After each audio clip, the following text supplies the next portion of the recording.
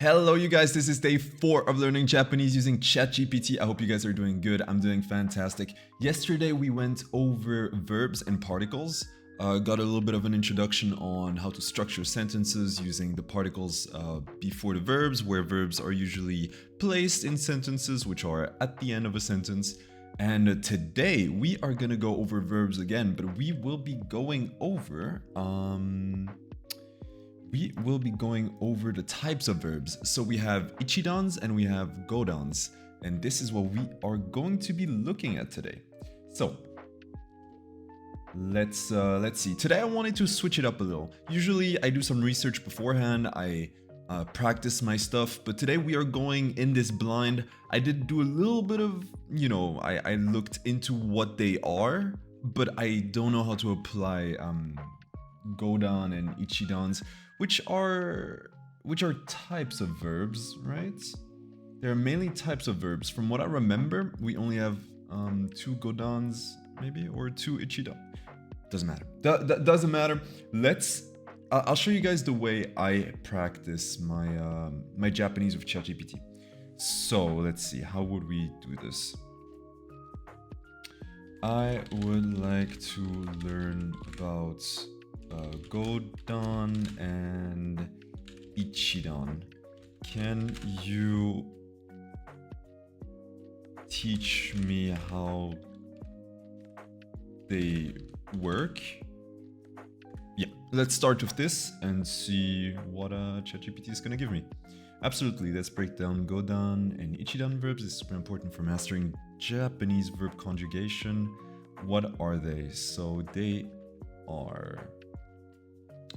So the godans are 5-step verbs. I believe they're also, it said 5-stem, because there are 5 different ways of being able to change a godan verb.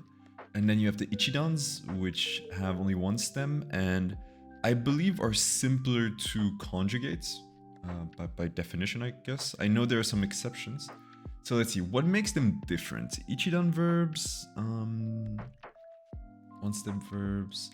These are the easy ones to conjugate. You just chop off the root and add what you need, like masu, and I cannot read these yet. Not sure what these are. Examples.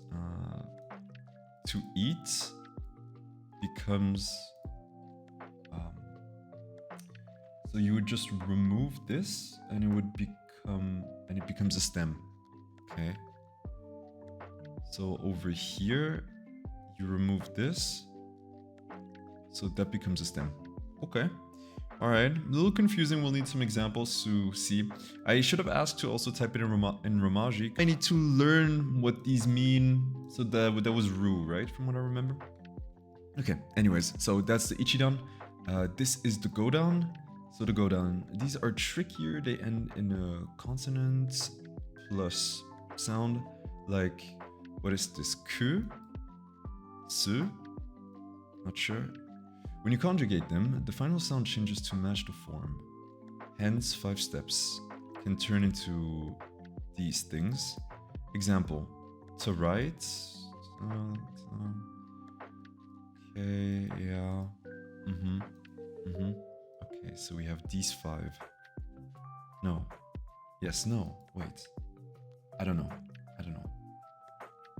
Quick way to tell them apart. So that I do know. Ichidans they end in irus and erus. And godans have all the other endings. So in general, if you want to know if a verb is a godan or an ichidan, you just check if it's an ichidan, and if it's not an ichidan, it's a godan. Okay, practice ideas. To classify these. Drink, that's no mu. I do know that. Taberu, I don't know. And yomisu? Yomi, I know it's yomi something, right? To wake up or to rest. Want me to check your answers after you give it a shot? Also, do you want me to show you a conjugation chart for both types to see how they change? No, not yet. Let's just see. So what am I practicing here, really? to try to classify these. Aha.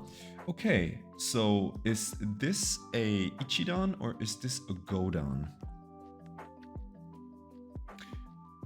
Well, so I believe this is the verb, and that's... I don't understand. If it was only this, and okay. So this ends with this thing. So let's go up and see. What is this? It is a... Is it one of those? Nope. It's not one of those. Is it one of these? Nope, it's not one of these. How do you write godan? Okay, so it's a godan because it ends with this, right? Right, you guys? I think so. So I would say, okay. Let's just try. So the first one is a godan. The second one is, it ends with a ru. And what was the ru? The ru was used in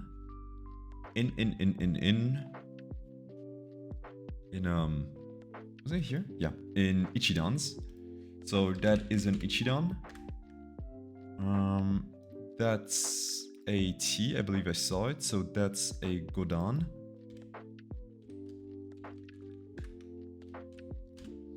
And the last one ends in a ru. I don't know how you say that actually. Is it ru? I don't. So I know it's not said ru. No, maybe it is a ru. I don't know, you guys. I don't know. So it ends in that, which is an ichidan. Okay, good start, I guess, right? Are these correct? Awesome. Okay.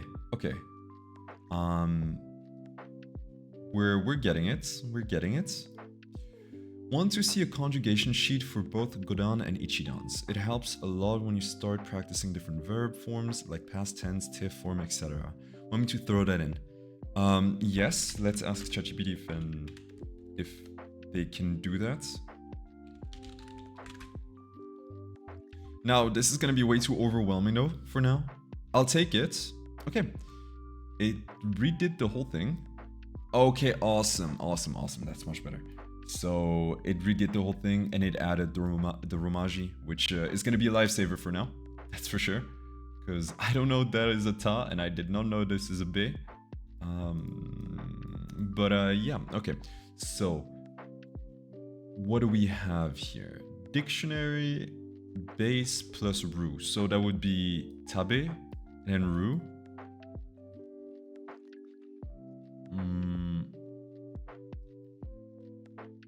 So the base is tabe. That's just a dictionary plain. What is ru? Isn't ru a verb? Isn't ru itself a verb? I'll ask real quick. Is ru a verb? Because I thought I heard it was a verb. No, ru itself is not a verb. It's just a common ending for Japanese verbs, especially ichidan verbs. Okay, ru for the ichidan verbs. Okay. Sure thing. What do we have? What else? So the polite way, which would be masu at the end, which is mas, right? So that would be tabe. What is this? What is that? Wait, where am I? Oh, never mind. I was on the wrong one, you guys. Whoops. Okay, so base plus this, which would be mas. So tabemasu, right? Tabemasu. Tabe, not sure. Tabe nai. Nai? Is that nai? The past. Tabe ta.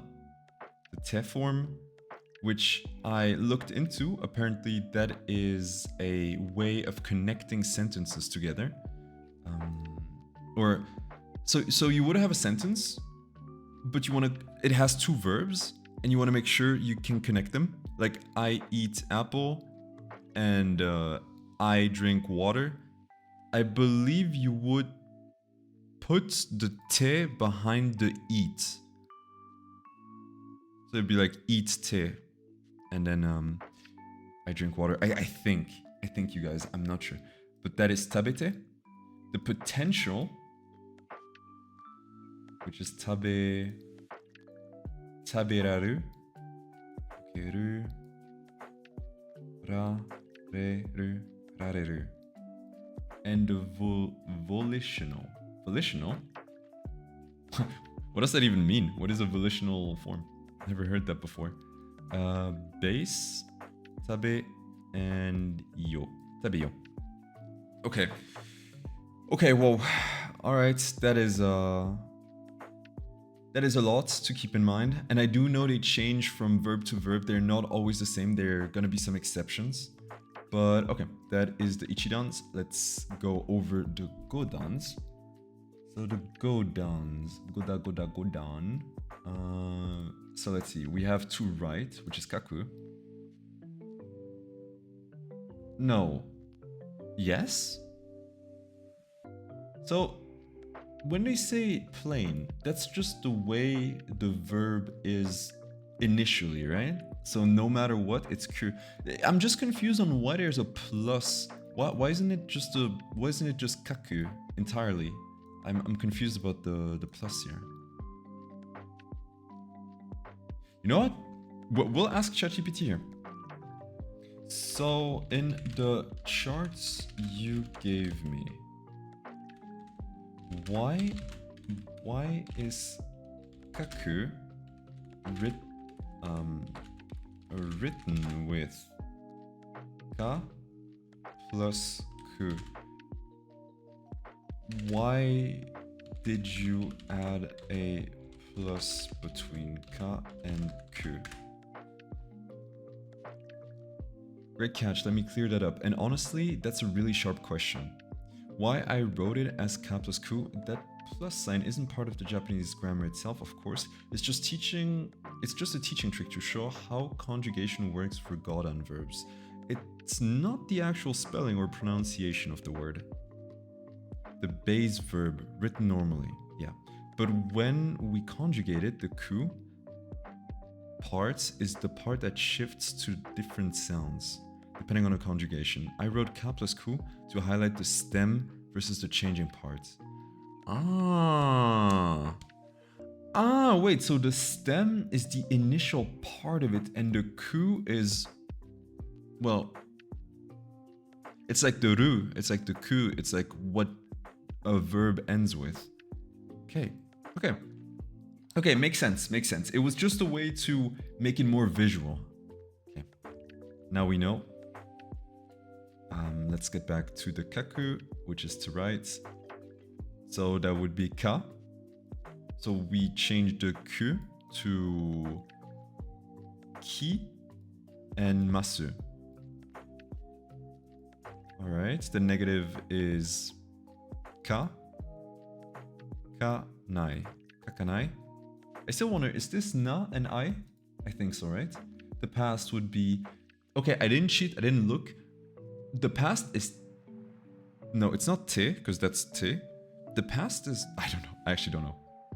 It's ta. Is it always ta for most of the, yeah, so the past ends with tas. Te is to connect, ta is the past. Nai is the negative. Mas is the polite. That is just the base form. Kakeru is questioning? No. Potential, right? Yeah, potential.